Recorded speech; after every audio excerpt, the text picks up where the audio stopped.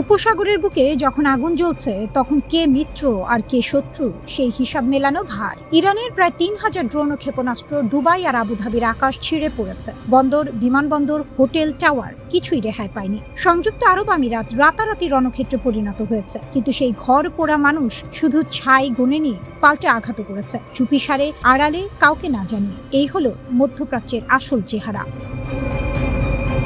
Wall Street journal পর্দা সরিয়ে দিয়েছে। রিপোর্ট বলছে, সংযুক্ত আরব আমিরাতে এই যুদ্ধে নীরব দর্শক ছিল না। সরাসরি সামরিক হামলা চালিয়েছে ইরানের মাটিতে। পশ্চিমা যুদ্ধবিমান ও অত্যাধুনিক নজরদারি নেটওয়ার্ক ব্যবহার করে এপ্রিলের শুরুতে পারস্য উপসাগরের লাভান দ্বীপে ইরানের একটি তেল শোধনাগারে হামলা চালানো হয়েছে। সেই হামলায় বিশাল আগুন লেগেছিল। শোধনাগারের বড় অংশ মাসের পর মাসের জন্য অকেজো হয়ে পড়েছে। আমিরাত একটিও কথা বলেনি, স্বীকার করেনি, অস্বীকারও করেনি। কিন্তু যে বিষয়টি আরও চমকে দেওয়ার মতো, সেটি হলো এই হামলা হয়েছিল ঠিক সেই সময়ের কাছাকাছি যখন ট্রাম্প যুদ্ধবিরতি ঘোষণা করছিলেন। একদিকে শান্তির কথা, অন্যদিকে লাভান দ্বীপে ধোঁয়া উঠছে। এই দুমুখ খেলার নাম আধুনিক কূটনীতি। মোহাম্মদ বিন জায়েদের হিসাব মেলেনি। ইরান যখন প্রথম আঘাত করে, আমিরাতের প্রেসিডেন্ট মোহাম্মদ বিন জায়েদ সৌদি আরব ও কাতারকে একজোট করতে ছুটেছিলেন। তার হিসাব ছিল সহজ: উপসাগরীয় দেশগুলো একসঙ্গে দাঁড়ালে ইরান দুবার ভাববে, সবাই মিলে পাল্টা মারলে ইরানের ঘুম ছুটে যাবে। কিন্তু রিয়াদ নাকচ করে দিল। কাতার পিছিয়ে গেল, বাহরাইন ও কুয়েত সৌদি আরবের পথ ধরল। ওমান তো আগে থেকেই মধ্যস্থতাকারীর ভূমিকায়। কেউ কেউ মোহাম্মদ বিন জায়েদকে সরাসরি বলে দিয়েছে, এটা আমাদের যুদ্ধ নয়। আঘাতের পর আঘাত সামলে একা দাঁড়িয়ে থাকা আমিরাতের জন্য এই বার্তা ছিল কানে গরম সীসা ঢালার মতো। রিয়াদ আমিরাতের যৌথ হামলার প্রস্তাবকে উস্কানিমূলক বলে উড়িয়ে দিয়েছে। তারা বেছে নিয়েছে শুধু প্রতিরক্ষামূলক অবস্থান, কূটনীতি ও ঢাল তলোয়ার নয়। এই কৌশলগত বিভেদ সৌদি আমিরাত সম্পর্কে আগে থেকে যে ফাটল ছিল তাকে ফাটিয়ে খাদে পরিণত করেছে। কাতার পরিস্থিতি আরো জটিল। রাস লাফান গ্যাস টার্মিনালে ইরানের হামলার পর দোহায় ক্ষণিকের জন্য পাল্টা আঘাতের কথা ভাবা হয়েছিল, কিন্তু শেষমেশ ঠান্ডা মাথায় সিদ্ধান্ত নিয়েছে সংঘর্ষ নয়, মধ্যস্থতা। তাদের এলএনজি রপ্তানি আর বিদেশি সামরিক ঘাঁটি ইরানের নিশানায়, তাই আগুনে ঘি না ঢালাই শ্রেয়। নেতানিয়াহুর গোপন সফর। এই যুদ্ধের আরেকটি অধ্যায় এখন সামনে এসেছে, যা এক বিস্ময়। অপারেশন রোয়ারিং লায়ন চলাকালে ইসরায়েলের প্রধানমন্ত্রী বেনিয়ামিন নেতানিয়াহু গোপনে সংযুক্ত আরব আমিরাতে গিয়েছিলেন। পর্দার আড়ালে ইসরায়েল ও আমিরাত যে কত গভীরে হাত মিলিয়েছে, এই তথ্যগুলো তারই ছবি আঁকছে। ইসরায়েল শুধু কূটনীতিই করেনি, আয়রন বিম লেজার প্রতিরক্ষা ব্যবস্থাও পাঠিয়েছে আমিরাতে। আব্রাহাম চুক্তির পর এটাই দুই দেশের সবচেয়ে বড় প্রত্যক্ষ প্রতিরক্ষা সহযোগিতা। এপ্রিলের শেষে আমিরাত সৌদি আরবের নেতৃত্বাধীন ওপেক জোট থেকে বেরিয়ে গেছে। এখন শোনা যাচ্ছে উপসাগরীয় সহযোগিতা পরিষদ জিসিসি থেকেও সরে আসার কথা ভাবছে আবুধাবি।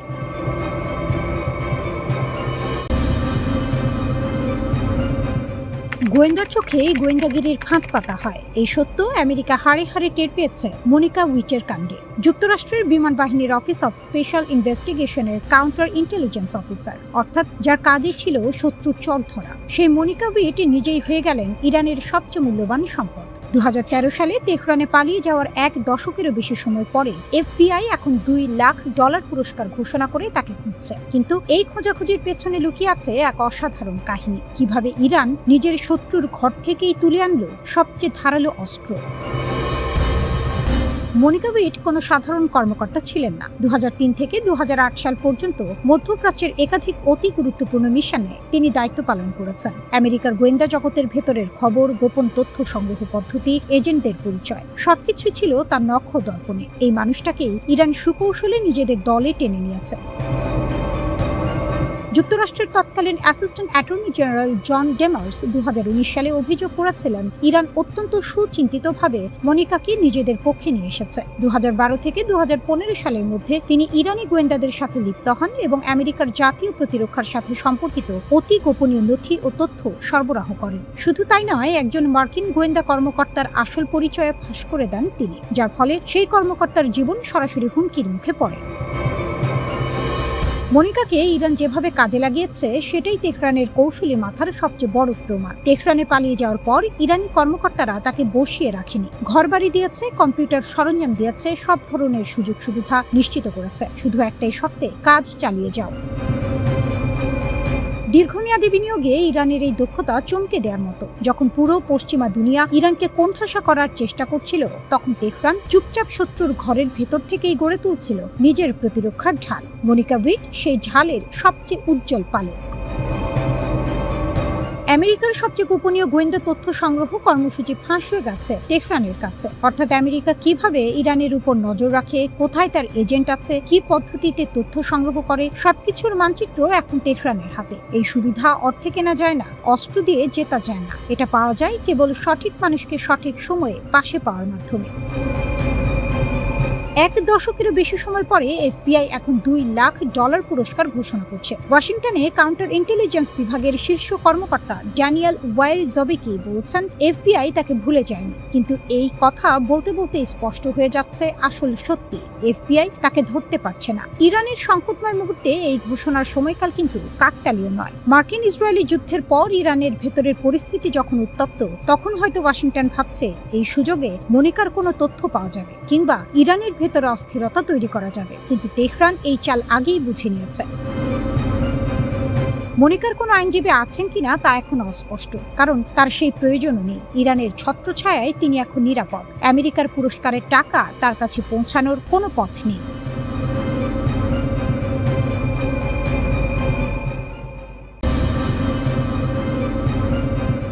সামনে আমেরিকা, পাশে ইসরায়েল, আর এখন জানা গেল যাকে প্রতিবেশী মনে করত সেই সংযুক্ত আরব আমিরাতও গোপনে পেছন থেকে ছুরি মেরেছে। 3 দিক থেকে আগুন। তবে ইরান মাথা নোয়ায়নি, ভাঙেনি, বরং বলছে আরও একবার আঘাত করলে আমরা পারমাণবিক অস্ত্রের দোরগোড়া পেরিয়ে যাব।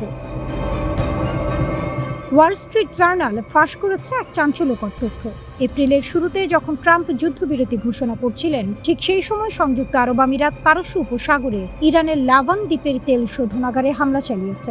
বিশাল আগুন লেগেছে, কয়েক মাসের জন্য শোধনাগার বন্ধ হয়ে গেছে। আমিরাত স্বীকার করেনি, পেন্টাগন মন্তব্য করেনি, হোয়াইট হাউস চুপ। কিন্তু প্রমাণ কথা বলে। গবেষকরা ছবি শনাক্ত করেছেন ফরাসি মিরাজ যুদ্ধ বিমান এবং চীনা উইংলুং ড্রোন। এই দুটো অস্ত্রই আমিরাতের ভান্ডারে আছে, আর আমিরাতের বিমান বাহিনী অত্যন্ত শক্তিশালী। অত্যাধুনিক F-16 নজরদারি ড্রোন, রসদ ব্যবস্থাপনা। একজন অবসরপ্রাপ্ত মার্কিন জেনারেল বলেই দিয়েছেন, এত সক্ষম বিমান বাহিনী রেখে চুপ করে থাকবে কেন? ইরান ইতিমধ্যেই উপসাগরীয় দেশগুলোর ওপর চালিয়েছে ভয়ঙ্কর পাল্টা হামলা। শুধু UAEর দিকেই ছোড়া হয়েছে 2800 এর বেশি ক্ষেপণাস্ত্র আর ড্রোন। সংখ্যা শুনলেই বোঝা যায় এটা কোনো সতর্কবার্তা ছিল না, এটা ছিল সরাসরি চ্যালেঞ্জ। এখানে ইরান যেন সেই বাঘ যাকে কোণঠাসা করা হয়েছিল, আর সে এবার দাঁত নখ বের করে লড়াই নেমেছে। মরার উপর খাড়ার ঘা হয়ে এসেছে এই হামলাগুলো, যা UAEর অর্থনীতি, পর্যটন আর বিমান চলাচলকে কাঁপিয়ে দিয়েছে ভেতর থেকে। কিন্তু প্রশ্ন হলো, ইরান কেন এতটা আক্রমণাত্মক হলো? উত্তরটা লুকিয়ে আছে কৌশলে। যুদ্ধের শুরুতে উপসাগরীয় দেশগুলো বলেছিল তারা নিরপেক্ষ থাকবে, নিজেদের আকাশসীমা ব্যবহার করতে দেবে না যুক্তরাষ্ট্রকে। কিন্তু বাস্তবের খেলায় দেখা গেল ভিন্ন চিত্র। যুক্তরাষ্ট্র আর ইসরায়েলের সঙ্গে ঘনিষ্ঠ সম্পর্ক রেখে তারা কার্যত একপাশে দাঁড়িয়ে গেল। ইরান সেটা বুঝেছিল, আর তাই চোখের বদলে চোখ নীতিতে শুরু হয় পাল্টা আঘাত। ইরান চেয়েছিল একটা বার্তা দিতে, যে কেউ যদি তার বিরুদ্ধে যায় তাকে মূল্য দিতে হবে।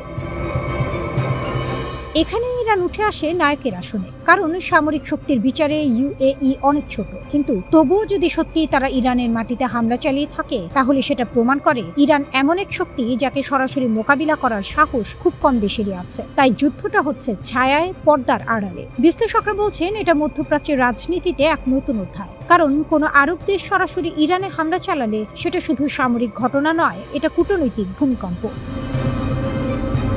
ইরান এখন চেষ্টা করবে এই ফাটল আরো বড় করতে, আরব দেশগুলোর মধ্যে বিভাজন তৈরি করতে। কারণ একতা যেখানে শক্তি, বিভক্তি সেখানে দুর্বলতা। এই পুরনো সত্যটা ইরান খুব ভালো করেই জানে। আরেকটা রহস্যও সামনে এসেছে। মার্চ মাসে ইরানের আকাশে দেখা যায় অচেনা যুদ্ধ বিমান। পরে বিশ্লেষণে ধরা পড়ে সেগুলো মিরাজ ফাইটার জেট আর উইংলুং ড্রোন। এই 2 অস্ত্রই ব্যবহার করে আরব আমিরাত।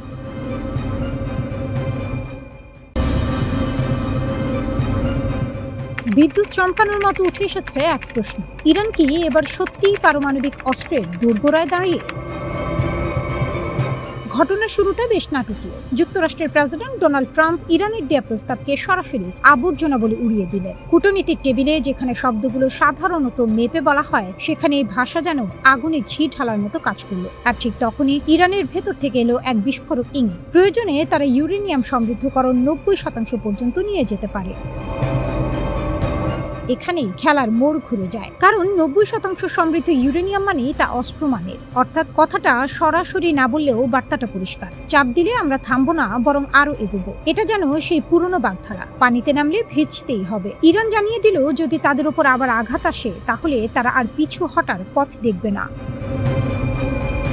ইরানের পার্লামেন্টের জাতীয় নিরাপত্তা কমিশনের মুখপাত্র স্পষ্ট করে বলেছেন, দেশের নিরাপত্তা পরিস্থিতির উপর নির্ভর করেই পরবর্তী পদক্ষেপ নেওয়া হবে। ইব্রাহিম রেজাই নামের এই কর্মকর্তা সামাজিক মাধ্যমে লিখেছেন, 90% সমৃদ্ধকরণ এখন একটি সম্ভাব্য বিকল্প এবং সংসদ সেটি পর্যালোচনা করবে।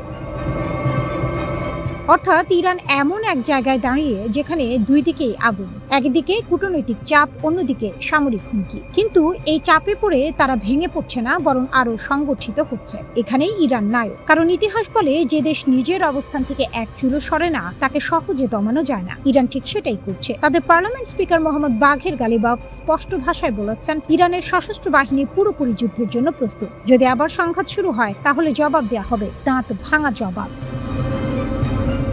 এই বক্তব্য শুধু হুমকি নয়, এটা আত্মবিশ্বাসের প্রতিফলন। গালিবাফ আরো বলেন, শত্রুরা যদি ভুল হিসাব করে, তাহলে যুদ্ধক্ষেত্রে তার ভয়াবহ মূল্য দিতে হবে। কথাটা শুনতে যতটা সাধারণ, ভেতরে তার বার্তা ততটাই গভীর। চোখ রাঙালে ভয় পাই না, আঘাত করলে জবাব দেব। এখানে একটা গুরুত্বপূর্ণ দিক আছে। ইরান তাদের ক্ষেপণাস্ত্র ও ড্রোন সক্ষমতার কথা সামনে এনেছে। এই সক্ষমতা রাতারাতি তৈরি হয়নি। বছরের পর বছর আত্মনির্ভরতার মাধ্যমে গড়ে উঠেছে এই শক্তি, যেন নিজের হাতে গড়া ঢাল, যা ভাঙা সহজ নয়। অন্যদিকে যুক্তরাষ্ট্রও বসে নেই। ট্রাম্প প্রশাসন স্পষ্ট করে বলেছে, ইরানকে কোনোভাবেই পারমাণবিক অস্ত্র পেতে দেওয়া হবে না। এই অবস্থান নতুন নয়, কিন্তু এবার তার সঙ্গে যোগ হয়েছে সরাসরি সামরিক হুমকি। যুক্তরাষ্ট্রের কর্মকর্তারা বলছেন, যুদ্ধবিরতি এখন লাইফ সাপোর্টে আছে, অর্থাৎ যে কোনো সময় সেটি ভেঙে পড়তে পারে। ট্রাম্প নিজেও জাতীয় নিরাপত্তা টিমের সঙ্গে বৈঠক করেছেন এবং নতুন করে সামরিক পদক্ষেপ নেওয়ার চিন্তা করছেন। সম্ভাব্য পদক্ষেপগুলোর মধ্যে রয়েছে ইরানের গুরুত্বপূর্ণ অবকাঠামোতে আবার হামলা, এমনকি হরমুজ প্রণালীতে নৌ অভিযান জোরদার করা। এটা সেই প্রণালী যাকে বলা হয় বিশ্বের জ্বালানি সরবরাহের লাইফলাইন। কিন্তু এখানেই আবার ইরানের শক্তি ফুটে ওঠে, কারণ ইরান ইতিমধ্যেই হরমুজে নিজেদের নিয়ন্ত্রণ শক্ত করেছে। অর্থাৎ তারা শুধু প্রতিরক্ষায় নেই, আক্রমণ ঠেকানোর জন্য প্রস্তুত। যেন দাবার বোর্ডে এমন এক খেলোয়াড় যে শুধু নিজের ঘুঁটি বাঁচায় না, প্রতিপক্ষের চালও আগেই বুঝে নেয়।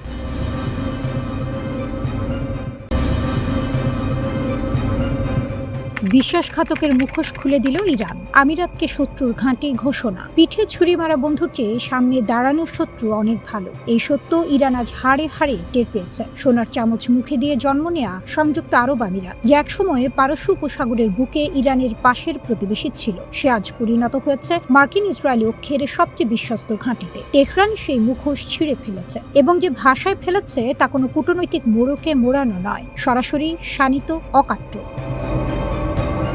প্রতিবেশী নয়, শত্রুর ঘাঁটি। ইরানের পার্লামেন্টের জাতীয় নিরাপত্তা কমিশনের সদস্য আলী খেজরিয়ান রাষ্ট্রীয় টেলিভিশনে দাঁড়িয়ে যা বললেন, তা রাগ ঢাকহীন। আমিরাতকে প্রতিবেশী হিসেবে বিবেচনা করার অবস্থান থেকে আমরা সরে এসেছে, এখন দেশটিকে শত্রুর ঘাঁটি হিসেবে বিবেচনা করছি। একথা কোনো আবেগের বশে বলা নয়, এর পেছনে রয়েছে একটার পর একটা বিশ্বাসঘাতকতার দীর্ঘ ফিরিস্তি। আমিরাতের মাটিতে হাজার হাজার মার্কিন সেনা, আল ধাফরা বিমান ঘাঁটিতে অত্যাধুনিক রাডার, এবং সবচেয়ে বড় কথা, আরব বিশ্বের ইতিহাসে প্রথমবারের মতো ইসরায়েলের আয়রন ডোম মোতায়েন করা হয়েছে আমিরাতের ভূমিতে। এমনকি সেই আয়রন ডোম চালাতে ইসরায়েলি সেনারাও গেছেন সেখানে।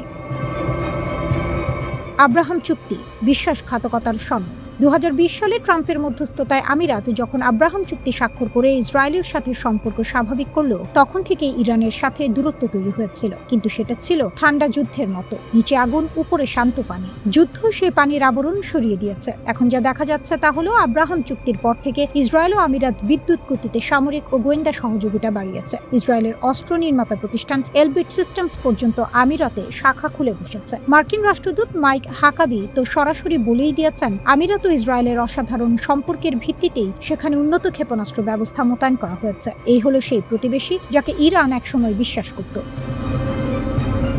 ইরানের রাষ্ট্রীয় গণমাধ্যম ও বিশ্লেষকরা বারবার ইঙ্গিত দিচ্ছেন, যুদ্ধকালে ইরানের দক্ষিণের দ্বীপগুলোতে তেল স্থাপনায় হামলায় আমিরাতের সংশ্লিষ্টতা থাকতে পারে। 8 এপ্রিল যুদ্ধবিরতির মুহূর্তে লাভান তেল শোধনাগার এবং সিরি এলাকায় বিস্ফোরণ হয়েছে। ইসরায়েল ও আমেরিকা দুজনেই বলেছে তারা জড়িত নয়। তাহলে কে?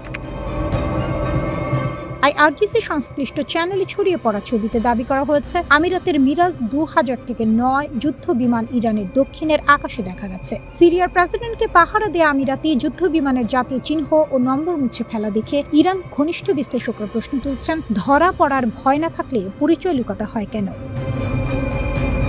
কাঁটা দিয়ে কাঁটা তোলার কাল শেষ। আমিরাত ভেবেছিল পশ্চিমের সাথে হাত মেলালে, ইসরায়েলকে কাছে টানলে, মার্কিন ঘাঁটি বসালে নিরাপত্তা আসবে। কিন্তু যে আগুন নিয়ে খেলা করা যায় না, সেই আগুনের পাশে বসে উষ্ণতা নেওয়ার চেষ্টা করা বিপজ্জনক। ইরান আজ স্পষ্ট বার্তা দিয়েছে, যুদ্ধ শুরু হলে আমিরাত হবে প্রথম এবং প্রধান নিশানা। মার্কিন ও ইসরায়েলের বিরুদ্ধে ইরানের পাল্টা হামলার তালিকায় আমিরাত সবচেয়ে উপরের দিকে। বাহরাইন, কুয়েত, কাতার, সৌদি আরব সবাই আছে, কিন্তু আমিরাত আছে সবার আগে। দুই দেশের মধ্যে 3টি বিতর্কিত দ্বীপের প্রশ্নও এখন নতুন তীক্ষ্ণতায় সামনে এসেছে। গ্রেটার টাম্ব, লেজার টাম্ব আর আবু মুসা। 1971 সাল থেকে ইরানের দখলে থাকা এই দ্বীপগুলো হরমুজের নিয়ন্ত্রণের চাবিকাঠি। ইরান সেই চাবি ছাড়বে না।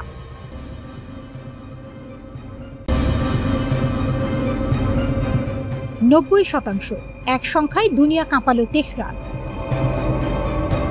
সংখ্যাটা ছোট, মাত্র 2টো সংখ্যা, কিন্তু এই দুটো অঙ্ক উচ্চারণ করতেই ওয়াশিংটনের ঘুম উড়ে গেছে, তেল আবিবের বুক কেঁপে উঠেছে, আর বিশ্বের কূটনৈতিক মহলে পড়েছে ভূমিকম্পের ঢেউ। 90%।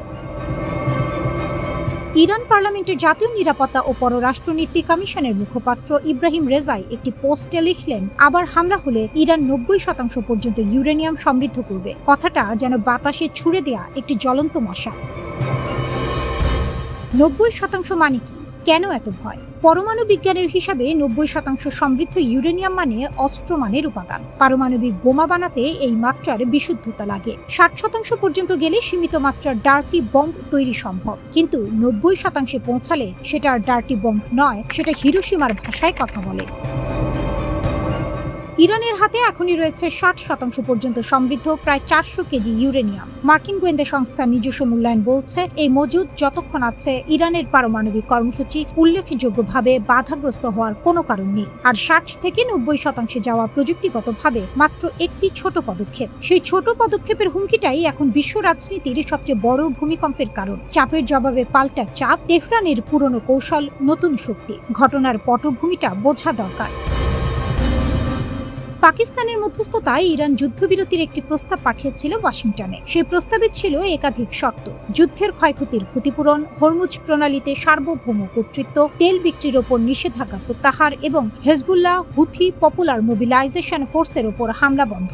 শর্তগুলো কঠিন, কিন্তু ইরানের অবস্থান স্পষ্ট, এগুলো দাবি নয়, ন্যূনতম প্রাপ্য। ট্রাম্প সেই প্রস্তাব ছুঁড়ে ফেললেন, ঘোষণা দিলেন যুদ্ধবিরতি এখন লাইফ সাপোর্টে। নেতানিয়াহু কানে কানে জানিয়ে দিলেন ইরানের শর্ত মানা যাবে না।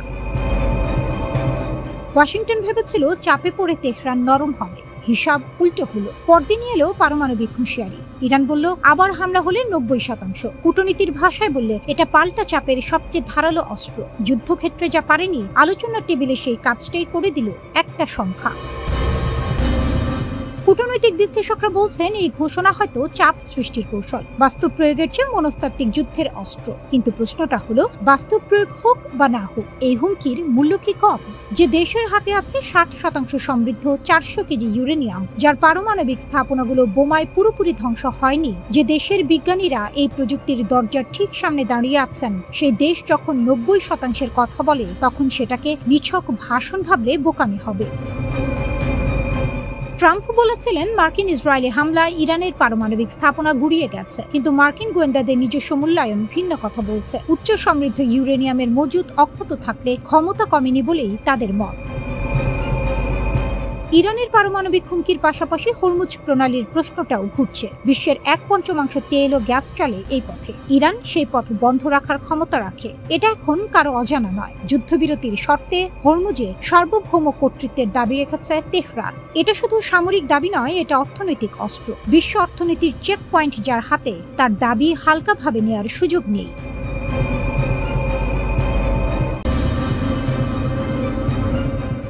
হরমুজের নীল জলের নিচে এখন নিঃশব্দে ঘুরে বেড়াচ্ছে ইরানের নতুন অস্ত্র। চোখে দেখা যায় না, রাডারে ধরা কঠিন, কিন্তু যখন আঘাত করবে তখন বোঝার সময় থাকবে না। ইরানের বিপ্লবী গার্ড করে নৌবাহিনী হরমুজ প্রণালীতে মোতায়েন করেছে দেশীয় প্রযুক্তিতে তৈরি হালকা বিশেষ সাবমেরিন, যাদের নাম দেওয়া হয়েছে পারস্য উপসাগরের ডলফিন। ইরানি নৌবাহিনীর কমান্ডার অ্যাডমিরাল শাহরাম ইরানি এক ভাষণে পরিষ্কার জানিয়ে দিয়েছেন, এই সাবমেরিনগুলো শুধু প্রদর্শনীর জন্য নয়, দীর্ঘ সময় সমুদ্রের গভীরে সমুদ্র তলে অবস্থান করে শত্রুর জাহাজ বাঁধা দেয়া এবং প্রয়োজনে ধ্বংস করা, এটাই এদের কাজ। হরমুজের বিস্তীর্ণ জলরাশি জুড়ে ছড়িয়ে পড়ার ক্ষমতা রাখে এই ডলফিনের দল। সম্প্রতি দেনা ডেস্ট্রয়ারের শহীদদের স্মরণে আয়োজিত এক অভিযানে এই সাবমেরিনগুলো জলের উপরে উঠে এসে প্রদর্শনীমূলক মহড়া দেখালো, তারপর আবার নিঃশব্দে মিলিয়ে গেল গভীরে, যেন সংকেত দিল আমরা আছি, আমরা অপেক্ষা করছি। এটা শক্তির বার্তা, এটা ইরানের, আমাদের ঘরে ঢুকলে পরিণতি বুঝবে। উপর দিয়ে ইরান যখন ক্ষেপণাস্ত্র ও ড্রোনের হুমকি দিচ্ছে, নিচে তখন ডলফিনেরা জলের তলায় জাল বুনছে। এটা কাকতালীয় নয়, এটা পরিকল্পিত কৌশল। ইরানের সংসদের জাতীয় নিরাপত্তা কমিটির মুখপাত্র ঘোষণা করেছেন, ইরানের ধৈর্যের সীমা শেষ। সামরিক মুখপাত্র সরাসরি বলেছেন, পরবর্তী আঘাতের জবাবে শত্রুরা মুখোমুখি হবে নতুন অস্ত্র, নতুন যুদ্ধ কৌশল এবং নতুন যুদ্ধক্ষেত্রের। সেই নতুন যুদ্ধক্ষেত্র কোথায়? হরমুজের অন্ধকার গভীরতায়, যেখানে আমেরিকার সবচেয়ে আধুনিক ডেস্ট্রয়ারও চোখ বন্ধ করে চলে। সাবমেরিন মোতায়েন মানে ইরান এবার খেলার নিয়ম বদলে দিচ্ছে। আকাশে যুদ্ধ হলে অ্যান্টি ড্রোন প্রযুক্তি আছে, জলের উপরে যুদ্ধ হলে রাডার আছে, কিন্তু সমুদ্রের তলায় সেখানে গেমটা সম্পূর্ণ আলাদা। ওয়াশিংটনের হিসাব কি মিলছে? আমেরিকা মে মাসের শুরু থেকে আগ্রাসী অবস্থানে আছে। USS George HW. বুশ থেকে উড়ে আসা F-18 সুপার হর্নেট, ইরানের তেলবাহী MT স্টার 3 ও MT সেডার 2 এর চিমনিতে নিখুঁত আঘাত করেছে। 4টি ইরানি জাহাজ অচল করা হয়েছে, 58টি বাণিজ্যিক জাহাজকে পথ বদলাতে বাধ্য করা হয়েছে। মার্কো রুবিও বলেছেন, লাল রেখা স্পষ্ট, আমাদের জাহাজে গুলি চালালে তুমি উড়ে যাবে। কিন্তু রুবিও যে হিসাব করেননি সেটা হলো জলের তলার ডলফিনকে আগে দেখতে হয়, তারপর গুলি চালানো যায়। দেখতে না পেলে কোনো লাল রেখাই কাজে আসে না। তেহরানের রাস্তায় এখন জাতীয়তাবাদের আবেগ টকবক করছে। যুদ্ধের দামামা বাজলে অনেকেই পতাকা হাতে রাস্তায় নামে, ইরানও তার ব্যতিক্রম নয়। সরকারের কঠোর অবস্থানে সমর্থন দিচ্ছেন লাখো মানুষ। হরমুজ এখন দুই রকম বিপদ বহন করছে, উপরে ড্রোন ও ক্ষেপণাস্ত্রের ছায়া, নিচে ডলফিনদের নীরব টহল। ইরান এবার আর কোণঠাসা নয়, ইরান এবার কৌশলী। জলের উপরে যে হুঙ্কার দিচ্ছে, জলের নিচে সে জাল পাচ্ছে। পারস্য উপসাগরে এখন শুধু ঢেউ নেই, ডলফিন সাবমেরিনও আছে, এবং এই ডলফিনেরা শিকারের জন্য অপেক্ষা করতে জানে।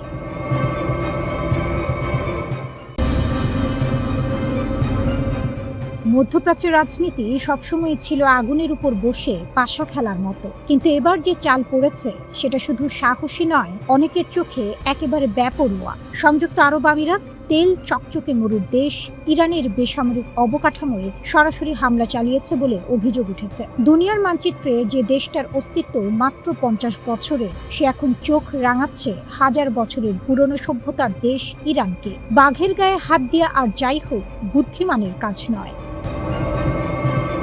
বিশ্লেষক রবার্ট ইনল্যাকিশ বলছেন, আমিরাত নিজেকে উদ্ভাবন, শান্তি আর সহনশীলতার দেশ হিসেবে সাজিয়ে রাখলেও পর্দার আড়ালে সম্পূর্ণ অন্য খেলা চলছে। দুবাইয়ের কৃত্রিম স্কাই লাইনের মতো কৃত্রিম এই ভাবমূর্তি। আবুধাবির শাসকরা বিশাল তেল সম্পদের জোরে একটা মুখোশ পড়েছেন, আর সেই মুখোশের পেছনে চলছে এক সুদূর প্রসারী কৌশলের বাস্তবায়ন। সেই কৌশলের নাম ইসরায়েলের সাথে কাঁধে কাঁধ মিলিয়ে ইরানকে কোণঠাসা করা। আমিরাতের সবচেয়ে চালাক চাল হলো নিজেকে একই সাথে নিরপেক্ষ ও ভুক্তভোগী দেখানো, আর ভেতরে ভেতরে সক্রিয় যোদ্ধার ভূমিকা পালন করা। একদিকে তারা বিশ্বমঞ্চে বলছে আমরা শান্তি চাই, অন্যদিকে মার্কিন ইসরায়েলি জোটকে ইরানে হামলার জন্য নিজেদের ভূখণ্ড ব্যবহারের অনুমতি দিচ্ছে। ইরানের ড্রোন ও ক্ষেপণাস্ত্র মোকাবিলায় আমিরাতের আকাশ প্রতিরক্ষা ব্যবস্থা এখন ইসরায়েলের সঙ্গে সম্পূর্ণ একীভূত। এমনকি আমিরাতের মালিকানাধীন উইং লুং 2 ড্রোন ইরানের আকাশসীমা পর্যবেক্ষণ করে ইসরায়েলকে তথ্য সরবরাহ করছে বলে অভিযোগ। দুমুখ সাপের মতো এই নীতি, একদিকে হাসি মুখ, আরেকদিকে বিষ দাঁত। ইরান ইসরায়েল দ্বন্দ্বেই থামেনি আমিরাত। লিবিয়া, ইয়েমেন, সুদান তিনটি দেশে ছায়াযুদ্ধে সক্রিয়ভাবে জড়িত আবুধাবি। সুদানের RSF বাহিনীকে মদত, ইয়েমেনে বিচ্ছিন্নতাবাদীদের সহায়তা, সবকিছুর পেছনে একটাই লক্ষ্য, প্যান আরব ও প্যান ইসলামিক যে কোনো ঐক্যের মেরুদণ্ড ভেঙে দেয়া। মুসলিম ব্রাদারহুড বা ইসরায়েল আমেরিকার আধিপত্যকে যে কেউ চ্যালেঞ্জ করুক, আমিরাত তাদের বিরুদ্ধে। এটা লুকানো নীতি নয়, এটা আমিরাতের প্রকাশ্য এজেন্ডা। আব্রাহাম অ্যাকর্ডস এর মাধ্যমে শুধু নিজেরাই ইসরায়েলের সাথে চুক্তি করেনি, সুদান আর মরক্কোকেও সেই পথে টেনে এনেছে। এ যেন আগুনে তেল ঢালার প্রতিযোগিতায় নেমেছে আমিরাত, নিজের হাত পুড়বে কিনা সেই হিসাব না করে। চারপাশে তাকালে ছবিটা আরো স্পষ্ট হয়। ওমান সরাসরি না বলে দিয়েছে ইরানের বিরুদ্ধে কোনো সামরিক অভিযানের জন্য তাদের মাটি ব্যবহার করা যাবে না। কাতার নিরপেক্ষ থাকার চেষ্টা করছে, কিন্তু আমিরাত তারা ইরানকে সন্ত্রাসবাদী আখ্যা দিয়ে উত্তেজনার আগুনে ফুঁ দিচ্ছে। লিটল স্পার্টা এই নামে নিজেদের ডাকতে ভালোবাসে আমিরাত। আঞ্চলিক পরাশক্তি হওয়ার স্বপ্ন তাদের, কিন্তু স্বপ্ন আর বাস্তবতার মাঝে ফারাক অনেক। ইরান হলো এমন একটি দেশ যে দশকের পর দশক নিষেধাজ্ঞা সহ্য করেও টিকে আছে, যার হাত অনেক দূর পর্যন্ত পৌঁছায়, লেবানন থেকে ইরাক, ইয়েমেন থেকে সিরিয়া। আমিরাতের তেলের কূপ আর পর্যটন শিল্প ইরানের একটি সফল পাল্টা আঘাত সইতে পারবে কিনা সেটা ভাববার বিষয়। বাঘের গায়ে হাত দিলে বাঘ ঘুরে দাঁড়ায়, সেই পুরনো সত্যটা আমিরাত ভুলে গেছে কিনা সময় বলে দেবে। মধ্যপ্রাচ্যের দাবার বোর্ডে এই মুহূর্তে সবচেয়ে বড় প্রশ্ন একটাই, আমিরাত কি শুধু ঘুঁটি চালছে নাকি নিজেই ঘুঁটি হয়ে যাচ্ছে?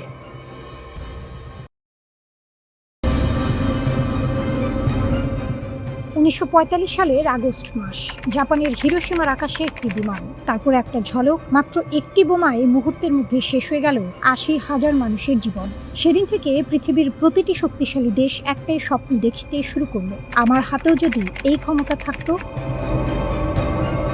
সেই স্বপ্নের পেছনে ছুটতে গিয়ে বন্ধু ধোঁকা দিয়েছে বন্ধুকে, গুপ্তচর ঢুকেছে মিত্রের ঘরে, হানি ট্র্যাপে ফাঁসানো হয়েছে বিজ্ঞানীকে, আর কোথাও কোথাও নিজের দেশের মানুষকে বলির পাঁঠা বানানো হয়েছে।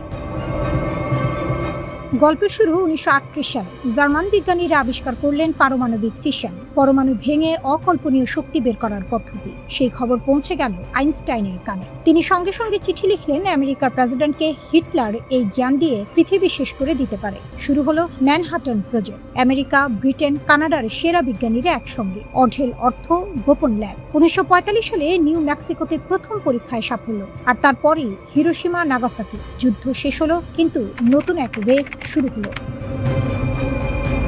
যুদ্ধে আমেরিকার মিত্র ছিল সোভিয়েত ইউনিয়ন, কিন্তু পর্দার আড়ালে চলছিল অন্য খেলা। আমেরিকান বিজ্ঞানীরা গবেষণাপত্র প্রকাশ বন্ধ করে দিল। মস্কো বুঝল কিছু একটা লুকানো হচ্ছে। সোভিয়েত গোয়েন্দারা ম্যানহাটন প্রজেক্টে ঢুকে পড়ল, চুরি করলো নকশা, তথ্য, হিসাব। কিন্তু আমেরিকাও কম চালাক ছিল না। সেই গুপ্তচরদের ডাবল এজেন্ট বানিয়ে ভুল তথ্য পাঠাতে শুরু করলো মস্কোতে। সোভিয়েত বুঝলো ফাঁকিটা, নিজেদের গবেষণা নিজেরাই করলো। 1949 সালে কাজাখস্তানের মরুভূমিতে বিস্ফোরণ, আমেরিকার একচেটি আধিপত্য শেষ, শুরু হলো ঠান্ডা যুদ্ধ। ব্রিটেন আমেরিকার আগেই গবেষণা শুরু করেছিল 1940 সালে, জার্মান থেকে পালিয়ে আসা বিজ্ঞানীদের নিয়ে। তারপর যুদ্ধের প্রয়োজনে সব গবেষণা তুলে দিল আমেরিকার হাতে চুক্তির বিনিময়ে। চুক্তিতে লেখা ছিল প্রযুক্তি ভাগ হবে, কিন্তু যেই আমেরিকা বোমা বানিয়ে ফেললো, চুক্তি ছিঁড়ে ফেললো, মুখের উপর না বলে দিল। পিঠে ছুরি খেয়েও ব্রিটেন দমেনি, নিজেই শুরু করলো আবার। 1952 সালে অস্ট্রেলিয়ার কাছে সমুদ্র পরীক্ষা সফল। ফ্রান্সকে পারমাণবিক পথে ঠেলে দিয়েছিল অপমান। সুয়েজ খালের লড়াইয়ে রাশিয়া পারমাণবিক হুমকি দিয়েছিল, আমেরিকা অর্থনৈতিক চাপ দিয়েছিল। ফ্রান্সকে পিছু হটতে হয়েছিল লেজ গুটিয়ে। সেই লজ্জার জবাব দিল 1960 সালে সাহারা মরুভূমিতে বিস্ফোরণ। চীনের গল্পটা আরো নাটকীয়। কোরিয়ান যুদ্ধে আমেরিকা পারমাণবিক হুমকি দিয়েছিল। মাও সেতুং বুঝলেন অস্ত্র না থাকলে সম্মান নেই। সোভিয়েত প্রথমে সাহায্য করলো, তারপর মাঝপথে সব বিজ্ঞানী ফিরিয়ে নিল। চীন একাই লড়ল। 1964 সালে পরীক্ষার নাম রাখলো 596, কারণ 1959 সালের জুনে রাশিয়া ছেড়ে গিয়েছিল। ইসরায়েল আজও স্বীকার করে না পরমাণু অস্ত্র আছে কিনা, কিন্তু বিশ্ব জানে। 1986 সালে মোর্দেচাই ভানুনু নামের এক প্রযুক্তিবিদ ব্রিটিশ সংবাদপত্রে সব ফাঁস করে দিলেন, ছবি, নথি, গোপন তথ্য। মোসাদ হানি ট্র্যাপ পাতল, এক নারী গোয়েন্দা তাকে প্রেমের ফাঁদে ফেলে রোম থেকে ইসরায়েলে নিয়ে গেল। 18 বছর কারাগার, আজও পাহারায় জীবন কাটাচ্ছে ভানুনু। কিন্তু জানা গেল কেনেডি বেঁচে থাকতে ইসরায়েলকে আটকে ছিল। কেনেডি নিহত হওয়ার পর পথ পরিষ্কার হলো। 1967 সালে ইসরায়েল নীরবে কাজ সারল।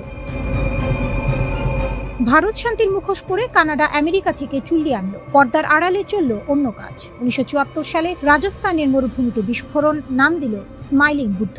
দক্ষিণ আফ্রিকা বর্ণবাদের কারণে একা হয়ে গিয়ে বোমা বানালো, তারপর সোভিয়েত পতনের পর নিজেই ধ্বংস করলো। ইতিহাসে একমাত্র দেশ। পাকিস্তানের পথ দেখিয়েছিলেন আব্দুল কাদির খান। নেদারল্যান্ডের ল্যাব থেকে চুরি করা নকশা নিয়ে দেশে ফিরলেন। চীনের সাহায্য, আমেরিকার চোখ বন্ধ। 1998 সালের রাশকোহের পাহাড়ে পরীক্ষা। আর উত্তর কোরিয়া মিসাইল ছিল, পরমাণু ছিল না। পাকিস্তানের কাছ থেকে পরমাণু প্রযুক্তি বদলে দিল মিসাইলের নকশা। 2006 সালে প্রথম পরীক্ষা। 10টা দেশের 10টা গল্প, প্রতিটিতে বিশ্বাসঘাতকতা, গোপনীয়তা আর অপমানের আগুনে জন্ম নেওয়ার সংকল্প। কিন্তু এই রেস কি শেষ হয়েছে? বিশেষজ্ঞরা বলছেন পরের নম্বর ইরানের। মধ্যপ্রাচ্যের একমাত্র পারমাণবিক শক্তি ইসরায়েল তাকে ঠেকাতে মরিয়া। আর ইরান যদি সফল হয়, সৌদি আরবের যুবরাজ MBS আগেই বলে রেখেছেন, আমরাও পিছিয়ে থাকবো না। পৃথিবীর সবচেয়ে ভয়ঙ্কর খেলাটা এখনো চলছে।